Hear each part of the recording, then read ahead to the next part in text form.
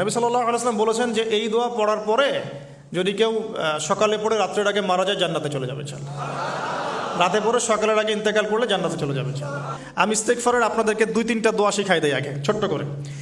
1 number, যারা একটু পড়াশোনা করেন মাশাআল্লাহ তারা এইটা পড়বেন, সাইয়্যিদুল ইস্তেগফার। সাইয়্যিদুল ইস্তেগফার আমার সাথে বলবেন, আল্লাহুম্মা আনতা রাব্বি লা ইলাহা ইল্লা আনতা খলাকতানি আনা আবদুক ওয়া আনা আলা আহদিক ওয়া ওয়া'দিকা মাস্তাতা'ত আউযু বিকা মিন শাররি মা সানা'ত আবুউ লাক বিনি'মাতিকা আলাই ওয়া আবুউ বিযানবি ফাগফিরলি ফাইন্নাহু লা ইয়াগফিরু যুনুবা ইল্লা আনতা।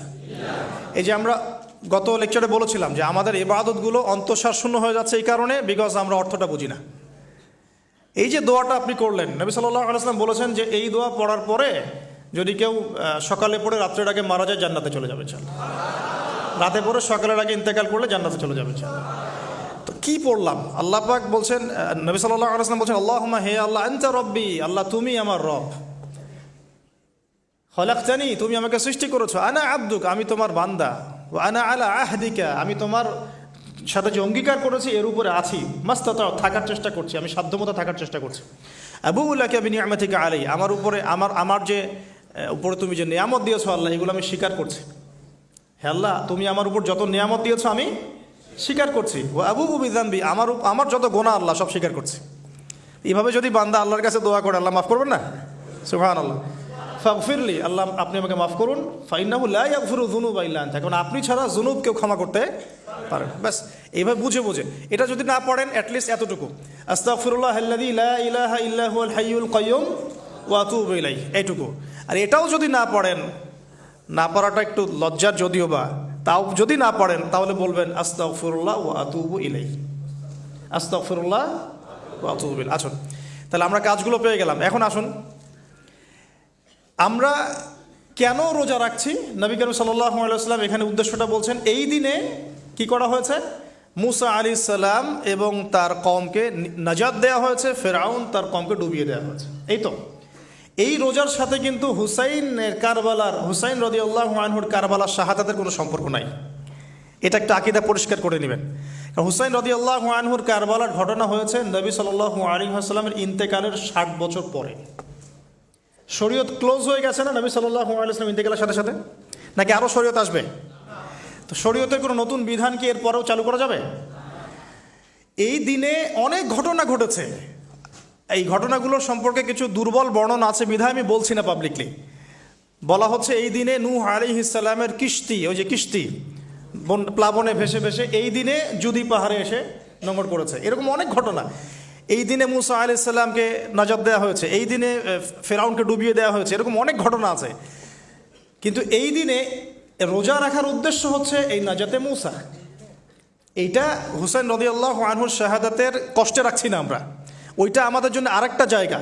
ওই জায়গাটা নিয়ে যে হুসাইন রাদিয়াল্লাহু আনহুর শাহাদাত, ওইটা থেকে শিক্ষাটা আমার কি, এই ঘটনাটা এই 10 মুহররমে ঘটে গেছে। এটা আল্লাহ পাকের তাকদিরে ছিল, এই দিনেই ঘটনাটা ঘটে গেছে। এই ঘটনা ঘটার আগেই নবী সাল্লাল্লাহু আলাইহি ওয়াসাল্লাম রোজা রাখতেন। এমন না যে এই ঘটনা ঘটার পরে সাহাবীরা রোজা রাখা শুরু করেছেন, ব্যাপারটা কি তাই না। মূল জিনিসটা বুঝি, তারপর হুসাইন রাদিয়াল্লাহু আনহুর শাহাদাতের দিকে যাবো ইনশাআল্লাহ। আমরা দোয়া করি আল্লাহ পাক আমাদের সবাইকে হুসাইন রাদিয়াল্লাহু আনহুর মতো সাহস, কারেজ দান করুন, তাদের মতো বীরত্বপূর্ণ ঈমান দান করুন, এবং জুলুমের বিরুদ্ধে তার মতো দাঁড়িয়ে যাওয়ার মানসিকতা দান করুন। আল্লাহ পাক সারা দুনিয়া থেকে ইয়াজিদদেরকে ধ্বংস করুন, এবং রাসূল সাল্লাল্লাহু আলাইহি ওয়াসাল্লামের কলিজার টুকরা নাতি হুসাইন রাদিয়াল্লাহু আনহুকে আল্লাহ পাক জান্নাতের উচ্চ মর্যাদা দান করুন। তো এখানে দেখুন মুসা আলাইহিস সালামের নাজাতের সাথে আশুরার ঘটনা জড়িত।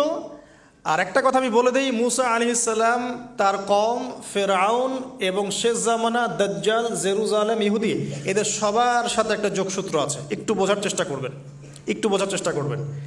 আবার বলছি, রোজাটা রাখছি আমরা আশুরার স্মৃতিতে, ওই স্মরণে।